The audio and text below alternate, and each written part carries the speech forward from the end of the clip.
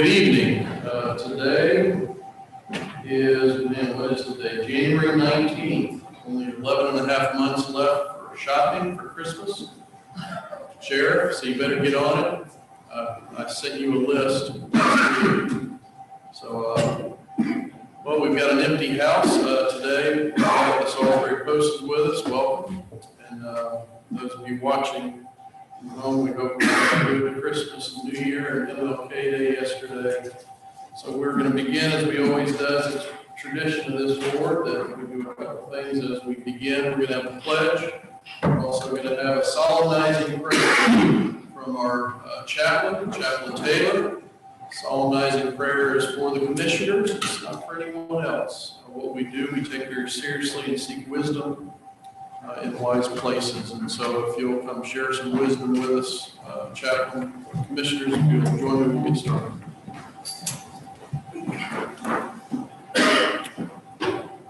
Lord, I come to you tonight on behalf of our dear county commissioners. I thank for them, the love they have for this county, the love to help others. I pray you'll bless them, give them the knowledge they need tonight as they meet tonight. I pray for the wisdom they need. And I thank you, Lord Jesus, for the preparations been made for this meeting tonight, for them, the unseen hours and the work they do.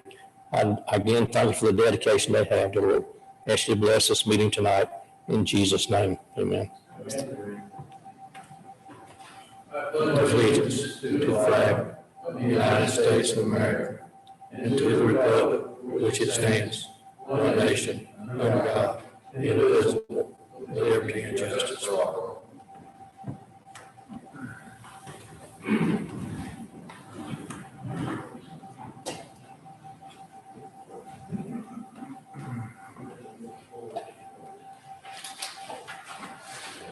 Thank you, Chaplain Taylor. Happy New Year to you. Hope you're doing well. We always appreciate your service to us. All right, we've got a couple of agenda adjustments to make.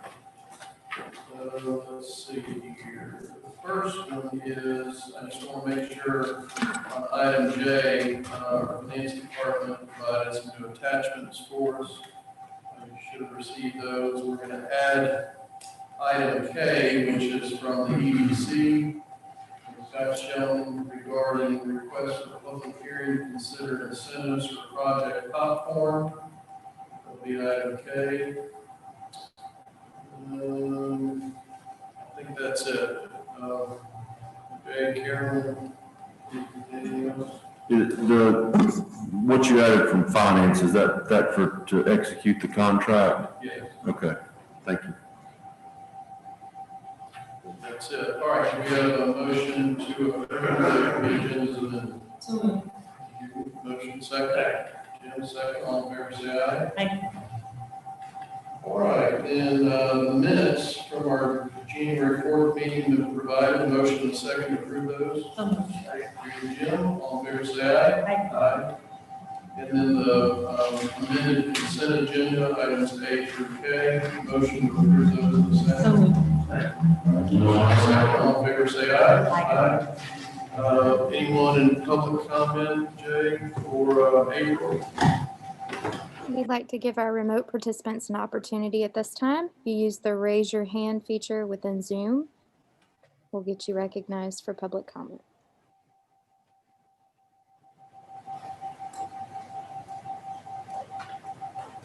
And if you're joining us by telephone, you can press *9 to be recognized for public comment.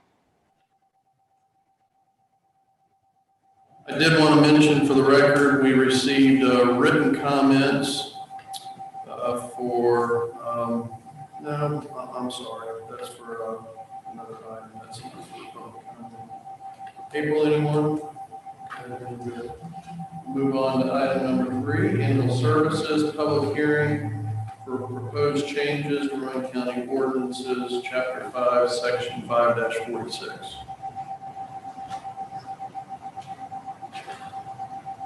Oh, there's Bob. Hey, Bob. Just a summary of the situation based on complaints that our department and Also, at least one of the county commissioners have received, we're proposing this regulation change to address these issues. Hey, Bob, can we get you to hold on a second? You're real choppy and then the sound is pretty low. Bob, are you connected through Citrix or outside of? Yes. Yeah, if you're able to connect maybe from your mobile phone or outside of Citrix, your audio quality will be a lot better. Okay, it's going to take me a few minutes to do that. I'm sorry. It's all right. If you like, if it's okay with the commissioners, we can move on to item number 4, and then come back and get Bob. Is that okay? Right here. Well, Randy. Is Randy okay, Randy? Good evening, Commissioners. Let me get this pulled up real quick and shared.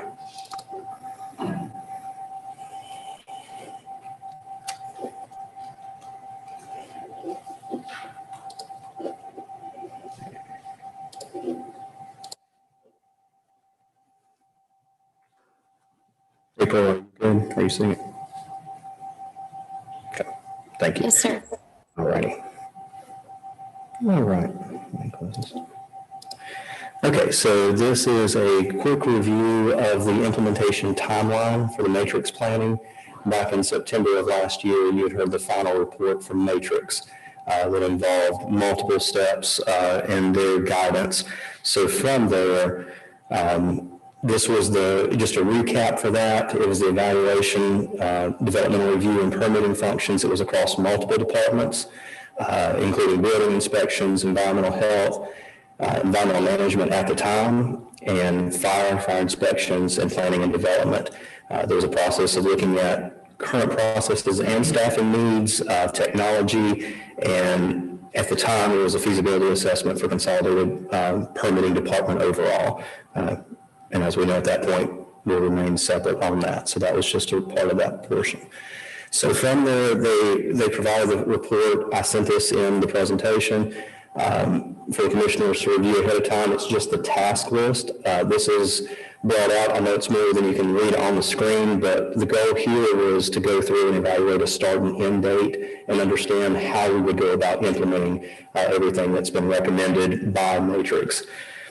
So the highlights of this are there are already items that have been started. There's items that will be immediately in the works and budget. So I'm not going to stay on this one much. I just want to let you know that the key point there is there's a lot of different processes to look at and tasks to work through based on their study and finding. So what this looks like for everyone is a lot of department stakeholder engagement. So across all of the departments that were listed, I'll be working with each of those departments. I've already had conversations with all the directors and their second reports on, have you seen the matrix study? You've looked at it. Here are the different items that would impact some of the findings that you would be working with. There's bringing new processes for the public-facing side with the portal. Anything that has a public-facing change, I'm going to encourage and work with the department to engage with those stakeholders as well, whether that's contractors or citizens before a major change is rolled out. Some of the items in here do have, fiscal portions. And so reviewing of fee changes, staffing recommendations, and any technology cost, hardware and software, will align that to the upcoming fiscal year. And in some of the tasks, those won't be until the next fiscal year. And then the process improvement that's issued throughout the task list will be throughout all stages as we go through. So a couple of the technology task highlights that came out of this and that you'll see from a commissioner standpoint is there'll be an online portal, and this will be for citizens and contractors. This will be an extension to what we currently have. So I have phase 1 listed as a change that's actually going to be rolled out in mid-February. We already had started some processes with last budget year in using services and looking at expanding out the current platform that we have. This is for issuing permits, checking on permit status, and building inspections. So that will be launched in mid-February. Then from there, we're going to be taking on, in the next 3 months, working with the vendor and building inspections initially to have more permits being able to be created online. And that'll also impact how staff takes those as well if they're taking phone calls and working through the process. A new item we'll be looking at is online payment process. That's not currently, there's nothing there, so that'll be new. We'll be working with finance on different ways we can look at that and make sure it matches our fiscal, being able to take fees and process and have it go to the right funds. Have evaluating fire inspection needs for the 2021, and that'll be a software transition. The platform that they're on is not currently what's being used by planning and building inspection, so we'll look at migrating that over so there'll be time to allow them to evaluate and look at any costs that'll be associated with that. Another item that'll be for building inspections is the electronic plan review. And so that's been mentioned in several of the meetings, and that was a highlighted portion of the matrix. So working with building inspections, both David Brevet and Thomas O'Kelly on that. So we're looking at different software, hardware that's needed for that and process so that contractors can submit electronic plans. The City of Salisbury has hosted a meeting that they had to look at some products. So we're also collaborating with them as well to see if there's anything that can be used by multiple, since you're going to have the same grouping of contractors. Another piece we'll be working with internal staff, including April, is on the Developmental Review Hub. You've seen how with COVID information, we've turned this more into a hub as opposed to a departmental set of information. The same will apply for the developmental and permitting process. There'll be a hub for that, so it's not going to be knowing which department to go to. You can just start off and say, I'm performing some type of building or development in Lorain County. Let's start here, and then guide you through that process. So that's a short term. We'll be working on that with April in the next 3 months on that piece. So basically before budget. Staff-related items, there are a couple of the tasks that have already been completed. One of those is the environmental management to planning with the erosion control specialist over to planning, and I know Ed, we're in planning inspections actually filled that position.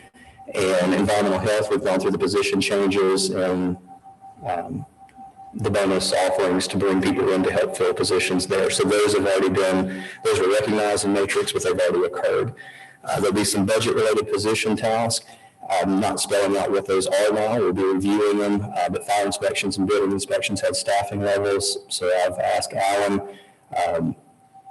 on the fire inspection side to look at how that looks from a part-time, full-time, and then also building inspections with Thomas O'Kelly to start looking at what this looks like, especially in a pandemic and changes of workflow based on when the original study was performed.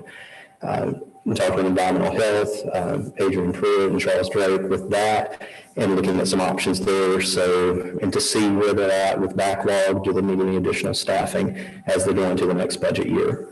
And there were some options in there for planning that related to positions, so we'll be working through that process as well to see if that matches in this fiscal year, if that moves into next fiscal year. There are a couple of tasks that were listed for, and this is just in general with the process going through and eliminating anything that's unnecessary. I've talked with tax assessor and we'll be working immediately to go through some items that interdepartmental, there may not be a need to have checks within tax assessor, but we're going to make sure that everybody's on board and there's no impact to the process, both from a citizen standpoint and internally. There'll be a review across all of the departments for the fee schedules. So as opposed to 1 or 2 different fee schedules being proposed, to bring those all together at a departmental process during the budget review to see everything all together at once. There are some items in that can be lower priority as we get further along for special event applications and any other permits that may need to be created. Again, not going into this upcoming fiscal year, but potentially post.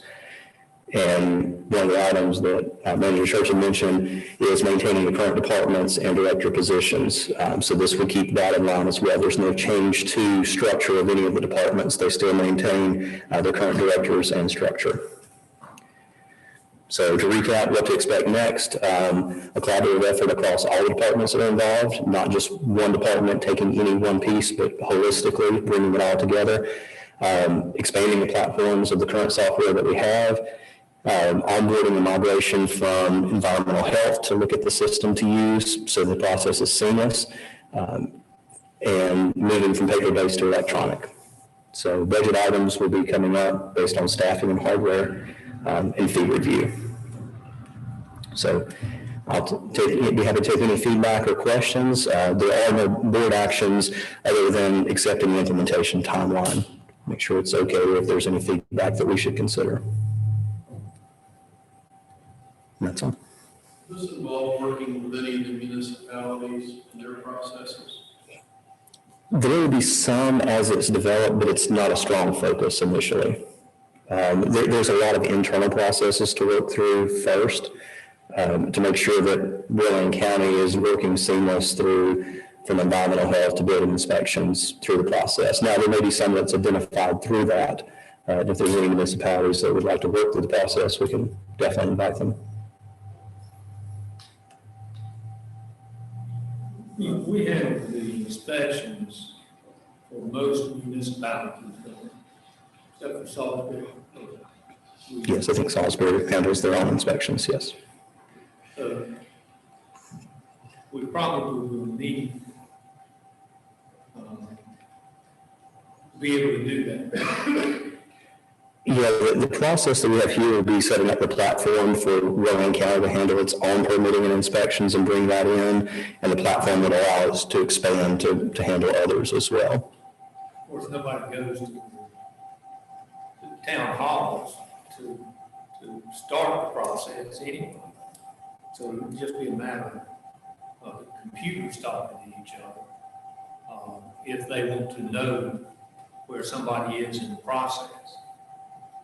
Correct. Then the town can, well, I can see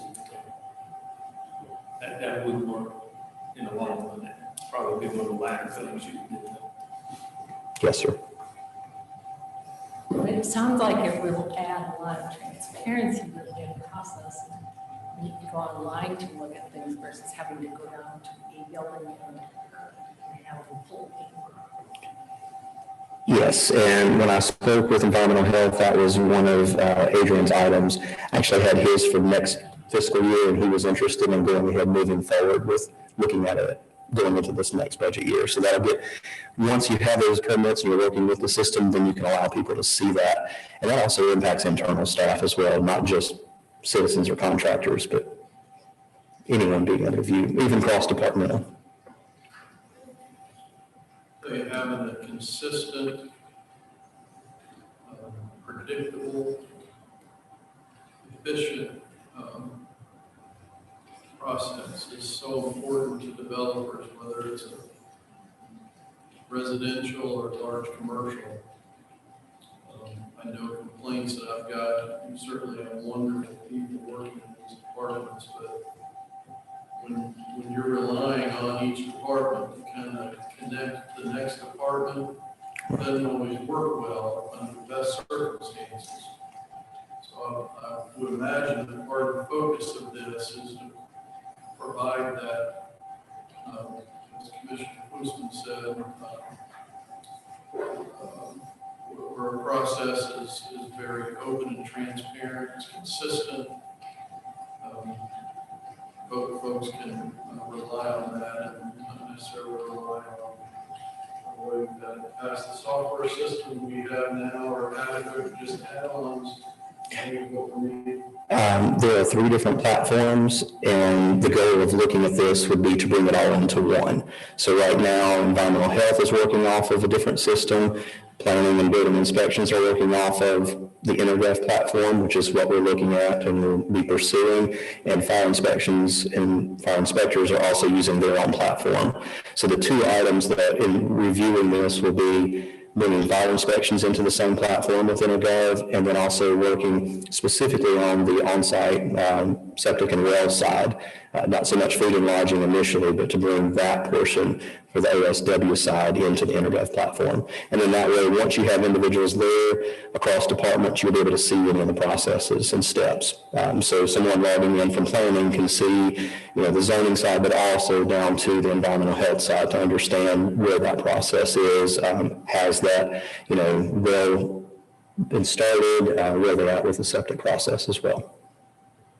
One want to give one bit of kudos. I don't know whose idea it was on the environmental health side. It may have been Adrian or a lot of y'all talking about technology and that GPS system that we voted to invest in a few meetings back. But I saw that system recently myself through a private contractor, and it really is amazing. I've seen the manual system that we still use, which is pulling out a blank piece of paper and making sketches, versus a contractor that had it, an environmental contractor that had it, who just walks the points on a lot, and GPS is plotting all of this, and it's captured immediately.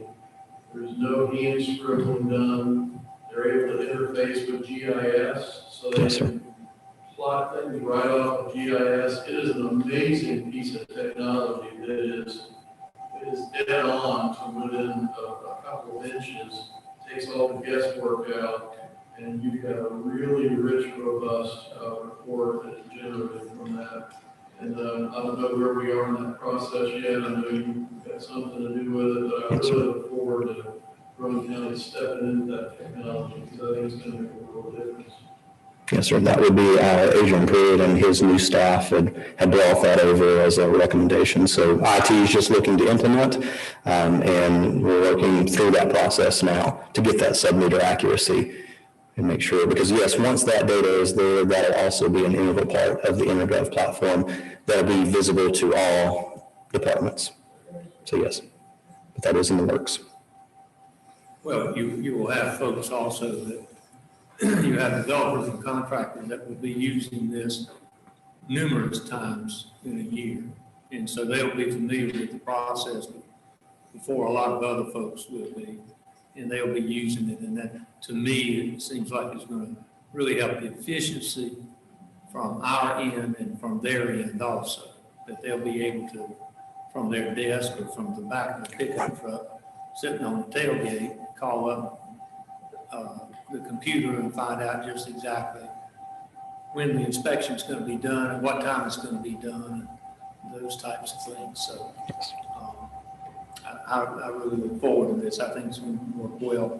Now, no change like this is ever going to go easy and as quickly as we want it.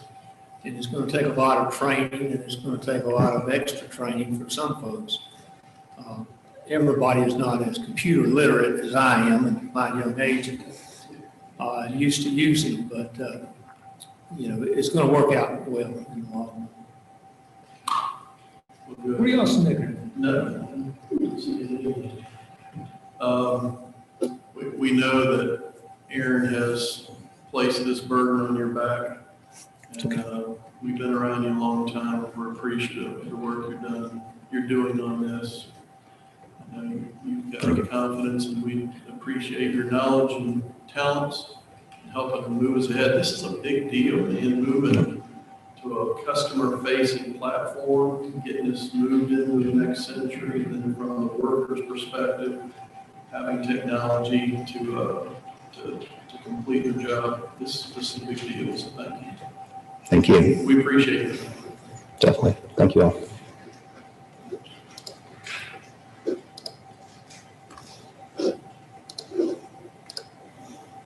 Let's move backwards a little bit.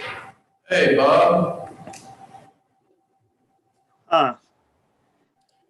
Can you hear me? We can hear you better. Can you turn him up a little bit? I can try. Okay. If you can hear me, I'll just go ahead and review why we're here.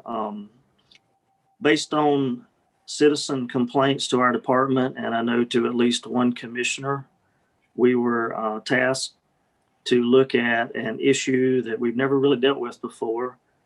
And that is if a person is feeding large animal carcasses to their dogs in a neighborhood, what can we do about it? And we had no ordinances or authority to cover that situation. We were tasked to come up with something. We did do a little bit of due diligence and looked at some possibilities where there might be some conflict with something like this. We talked to staff from the North Carolina Wildlife Resources Commission. We also talked with the North Carolina Sporting Dog Association to look at a hunting perspective. And we came up with the ordinance as proposed. I should mention that we did not include any sorts of specific penalty involved with this. And in this section in our code of ordinance, there is no fines associated with any of these issues that we're adding it to. There is always the option to cite someone and let it go to court, but I would leave it to the board of commissioners to decide if they want to add a penalty to this. So that's the staff input on the situation as far as we're concerned. All right. Any questions for Bob? Yeah, Bob, so if you've got somebody that's, I'm gonna say, a repeat offender many, many times, as I understand what you just explained, is that we have no way to find them. Is that true with all of our rules? No, ma'am, just the rules in the miscellaneous concerns section. And the reason I raised that point is that if we do want to add a penalty for this issue, and typically what happens is that the penalty starts with a minimal fine, $25 in our other sections, and then it doubles and doubles again with a second and third infraction. A lot of the situations where we're dealing with people, our first goal is to educate people before we impose fines. And that may be what we want to do with this, but we probably should, if it is the intention to do so, the Board of Commissioners, after public comment review, we should look at considering a fine, a penalty fine as well. Is that something the commissioners have to do? Is that something that you can do internally? I would have to defer to our lawyer for that. And we always have the option of writing a citation and taking it to court. It just probably would be better to establish fines in the beginning.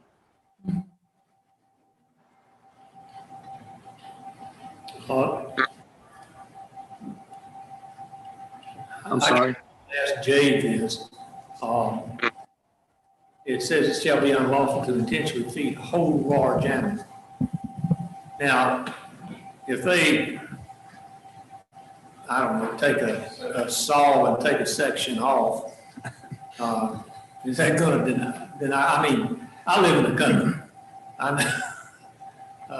People, of course, we don't feed them in our front yard, but we do drag them off in the back or somewhere if we're going to do it. But if they're doing something like that, is this going to have? I think to some degree, we're going to have to learn along the way, but that's not the intent of these provisions, is to catch that particular form of feeding. I think this is designed to get, and I think maybe Bob had mentioned it in an email, or somebody had mentioned it in an email just recently with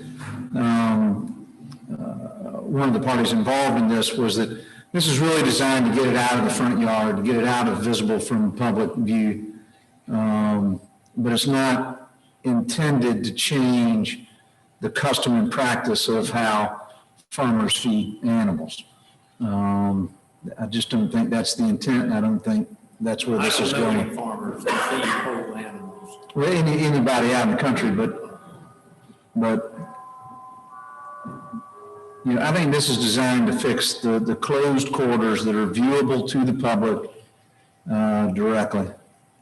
That is our intention as we have written this. Yes, sir. And Commissioner Green, we took great pains to make sure that we didn't do anything that was intrusive to people that have large properties or people that use hunting dogs and these kind of things.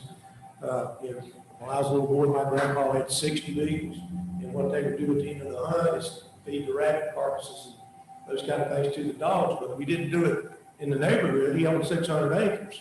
So I want you to understand, we're not trying to dictate to people what they can and can't do, but like we've said time and time again, they need to be good neighbors. And, you know, feeding carcasses to a group of dogs in the front yard in a neighborhood while the buzzards stay in the tree, waiting for them to get done with it, is just not what I think we want to have as good neighbors in Rowan County. My question is how do you define whole large animal carcasses? Because I gotta tell you, deer down here, they're good. Compared to where you're right. That's right. So when I think of a large animal carcass, I'm thinking like a cow. So,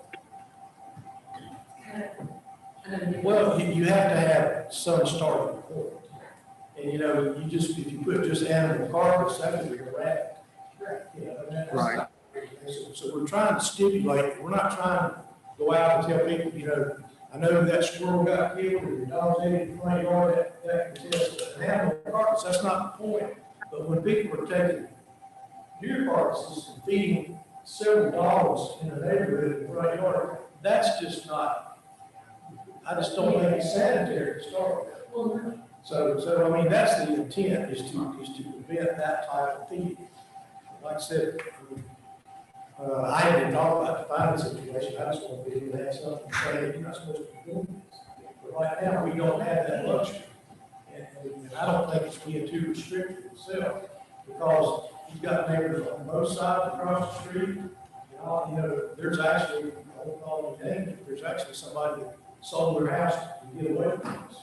So when it gets to be that intense, I think it's time to step up and try to help these citizens have a comfortable and enjoyable neighborhood. So, you know, that's what I'm. Hey, Bob, you mentioned that you had received some citizen complaints or comments, which may have added to beginning this conversation. Could you share some of that with us? How many folks you had and kind of what that experience was? I can say, I feel comfortable saying that this is the first instance we've ever had in dealing with this sort of situation. And I can say that it was in a neighborhood where there was small acreage surrounded by other neighbors. And it was in the county, not within the municipalities. And there were no homeowners association situation. There was not a homeowners association situation involved. So there was no recourse for this to be addressed. It seems to be an ongoing issue between these individuals and some other citizens, some concerns that the other citizens in the neighborhood have. No one has committed any violations, and we're just looking at this one issue as something that we feel like is a strong enough concern that we should address it. But that being said, that's why we're here for public comment.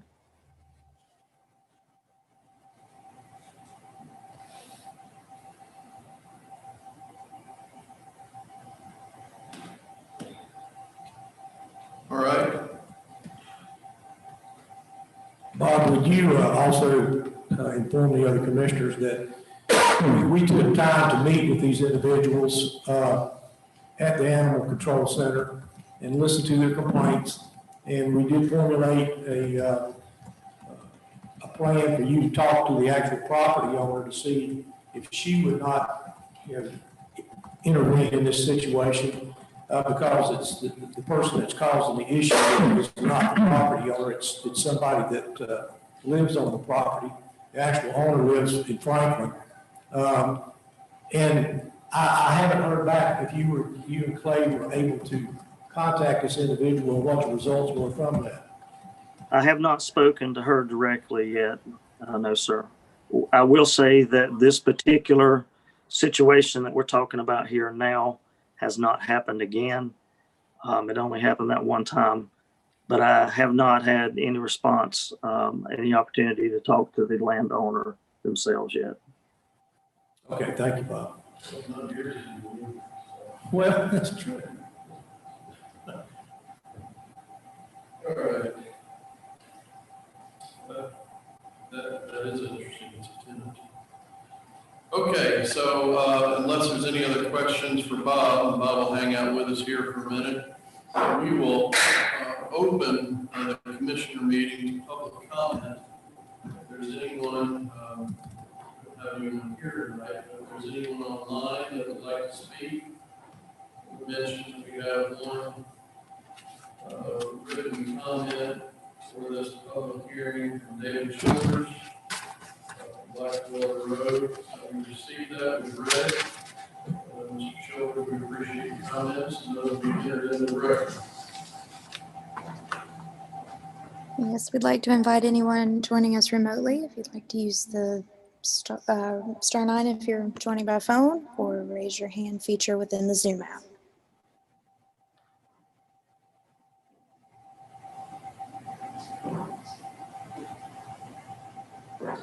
No? Okay. We're going to take a recess for as long as it takes for you to get back. You guys are okay with that? I'm fine. Mr. Chairman, we do have someone indicating they'd like to speak. Okay, very good. If you'll welcome, and we appreciate you speaking tonight. Just if you give your name and your address for the record.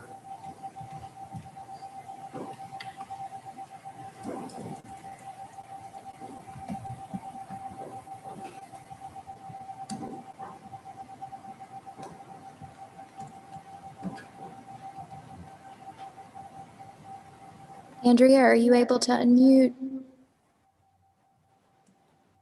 I didn't want to speak. Sorry. Oh, I'm sorry.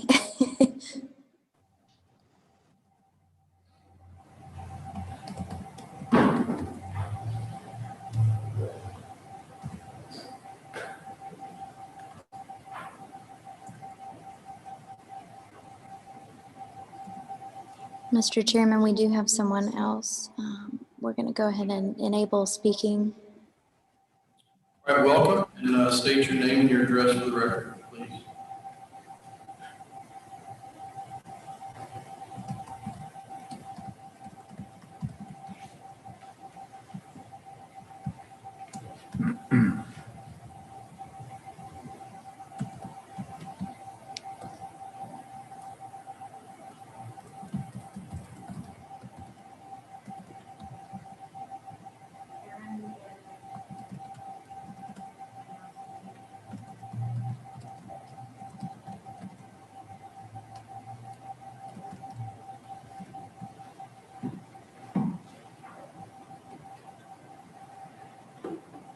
We are unable to hear you. This is a user with the name Gaylor LP.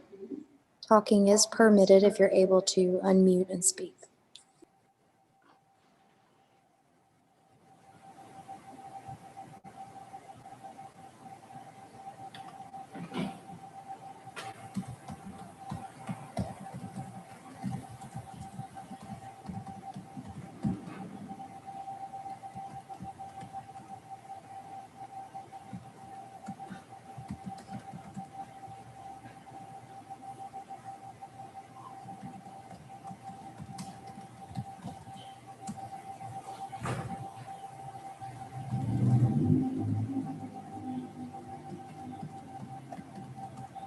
So should we take this?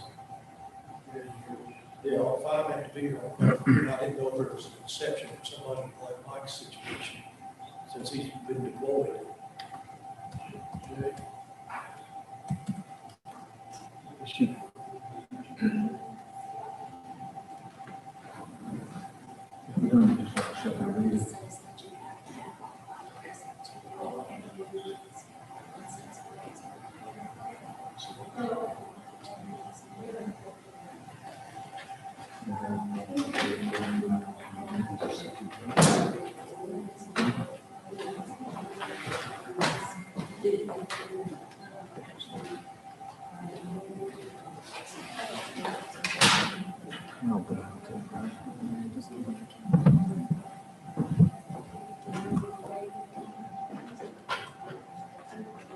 Doesn't matter. All right, so we're going to go ahead and close the public hearing, and we have a motion to table this till the meeting mid-February. Second. All right, all in favor, say aye. Aye. Thank you, Chris. You would, Mr. Chairman, would you follow my table? Yeah, our clerk has let us know that when you're changing an ordinance, you have to have all the commissioners present. And so we've got two of them that are out right now. Meant to mention Mike Caskey is away working is he working as a Charlotte Police Officer or reserves? He's working for Charlotte Police Department. Working for Charlotte Police Department today, so we wish him safety and appreciate what he does for his community down in Charlotte and our community as well. So wish him safety. So we'll go ahead and move that item to our meeting in mid-February. All right, then next is item number 5 from the Finance Department. Financial reports. Good evening, Commissioners.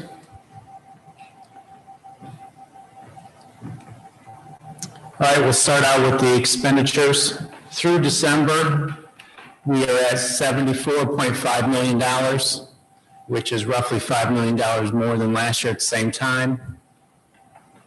And the reason is? The main reason is because of COVID-related expenditures, CRF funds. So it's federal funds that flow through our budget. That is correct. So we received roughly $5 million. We've expended that $5 million. That is correct. Yes, sir. Next slide, April. On the revenue side, we have received $84.3 million, which is roughly $4.1 million more this year than. My screen's still showing expenditures. Do I need to come up there? Thank you. Okay, so for revenues, we're at $84.3 million. Through the month of December last year at the same time, we were roughly at $80.2 million, 4.1 million increase.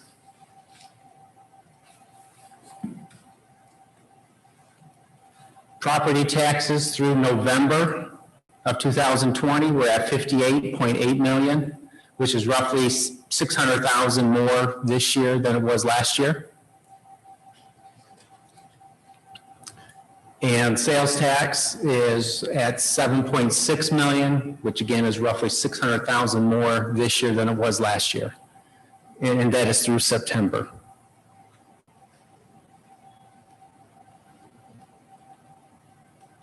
Anybody got any questions?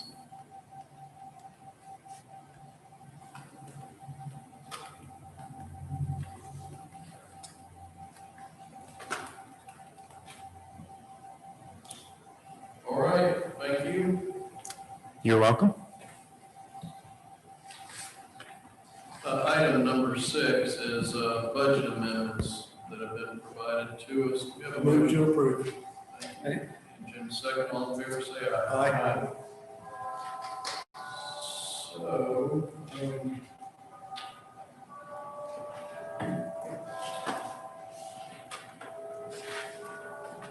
I now move that the board enter into closed session in accordance with North Carolina General Statute 143, 318, 11A1 to consider approval of the minutes of the closed session held on September 8th, 2020, September 21st, 2020, October 19th, 2020, and November 16th, 2020, and North Carolina General Statute 143, 318, 1185 to consider real estate negotiations.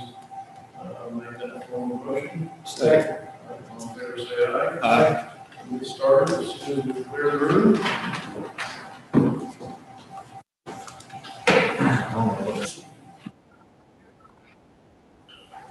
All right, so we're back.